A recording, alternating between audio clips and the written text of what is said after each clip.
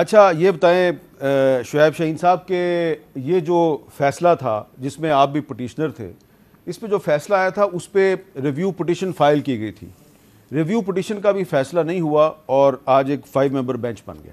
میرا خیال ہے ریویو نہیں آیا، آئی تھنک میری انفارمیشن کے مطابق ریویو پٹیشن فائل نہیں ہوئی۔ اچھا، جو گورنمنٹ نے کرنی تھی یا جن الیکشن کمیشن نے کرنی تھی یا جن اداروں نے کرنی تھی، کسی نے ریویو پٹیشن فائل نہیں کی، اور یہ فیصلہ کیا تھا انہوں نے گورنمنٹ نے کہ ہم نہیں کریں گے، اور آج یہ ڈسکشن میں بھی آیا ہے کہ اس کو مان لیا گیا ہے اور اس کے اوپر امپلیمنٹ ہو گیا اور اس کے اوپر ریویو پٹیشن نہیں آئی۔ دوسری بات جہاں تک اس بات کا تعلق ہے، دیکھیں یہ انیشلی سٹارٹ کہاں سے ہوا۔ سب سے پہلی پٹیشن ہماری آئی اسلام آباد ہائی کورٹ بار کی طرف سے، کانسٹیٹیوشن پٹیشن نمبر 1 لگی۔ اس کے کچھ 6 دن بعد سو موٹو نوٹس کے لیے ریکمینڈ کیا جسٹس اعجاز الاسد صاحب اور مظاہر اکبر نقوی صاحب نے کہ یہ 184(3) کا کیس بنتا ہے اور اس میں 90 ڈیز میں الیکشن ہونے ہیں اور الیکشن کی تاریخ نہیں مقرر ہوئی ہے، اس لیے چیف جسٹس اس پہ بینچ بنائے، اور یہی مروجہ طریقہ کار ہے جو اس وقت تک ہے۔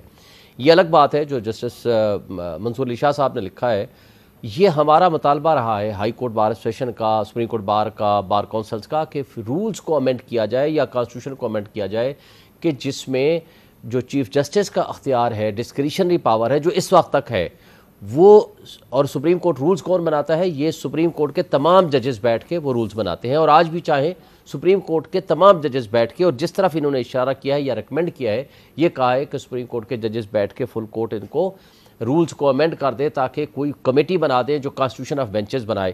لیکن بہرحال جب یہ فیصلہ آیا تو 9 ممبر بینچ بیٹھ گیا۔ 9 ممبر بینچ میں 2 ججز صاحبان نے کہا یہ 184(3) کا کیس بنتا ہے، اور انہوں نے اپنی اوپینین پہلے ہی دے دی تھی۔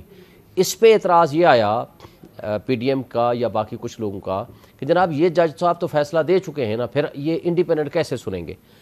اس پہ ان 2 جج صاحبان نے کہا ہم ریکیوز کرتے ہیں، ہم نہیں بیٹھتے۔ 2 جج صاحبان میں یحییٰ آفریدی صاحب نے بھی کہا کہ میری اوپینین بھی یہی ہے کہ یہ 184(3) کا کیس بنتا نہیں ہے، اس لیے میں بھی اپنی اوپینین ڈسکلوز کر چکا ہوں، مجھے بھی بینچ سے الگ کر دیں اگر باقی چیف جسٹس صاحب فیصلہ کرے، اور یہی اوپینین اطہر من اللہ صاحب نے دے دی۔ انہوں نے جو دی ہے، انہوں نے یہ کہا کہ اگر چیف جسٹس چاہیں تو مجھے ریٹین کر سکتے۔ میں وہی کہہ رہا ہوں نا کہ انہوں نے کہا چیف جسٹس صاحب فیصلہ کریں لیکن میں اپنی اوپینین دے چکا ہوں۔ اب آنریبل چیف جسٹس نے ایک نیا کانسٹیٹیوشن بینچ تو بنا نہیں تھا، اب ان کے اوپر ڈسکریشن تھی کہ 5 ممبر بنائے، 7 ممبر بنائے، 9 ممبر بنائے۔ انہوں نے 5 ممبر بینچ نیا بینچ بنا دیا۔ پچھلے 4 ججز فارغ ہو گئے، 2 جج صاحبان جنہوں نے خود ریکیوز کیا۔ منصور علی شاہ صاحب اور جمال مندوخیل صاحب کہہ رہے ہیں یہ 4(3) کا فیصلہ ہے۔ نہیں، میں اسی کی طرف آ رہا ہوں نا، میں اسی کی طرف آ رہا ہوں۔ ود گریٹ ریسپیکٹ ظاہر ہے ہمارے آنریبل جج صاحبان، بڑے کمپیٹنٹ جج ہیں منصور شاہ صاحب۔ اب میں آپ کو بتاؤں کہ جب نیا بینچ کانسٹیٹیوٹ ہو گیا، نئے بینچ میں 3 آنریبل بینچ نے ایک جوائنٹ فیصلہ لکھ دیا، کر دیا، وہ بدیال صاحب اس کا آتھر جج ہیں، اور 5 جج صاحبان نے اس کے اوپر سائن کر دیا۔ That was the judgment of the court. ان 2 جج صاحبان نے کہا ہم اپنا ایڈیشنل نوٹ دیں گے، یعنی ڈیسینٹنگ نوٹ دیں گے۔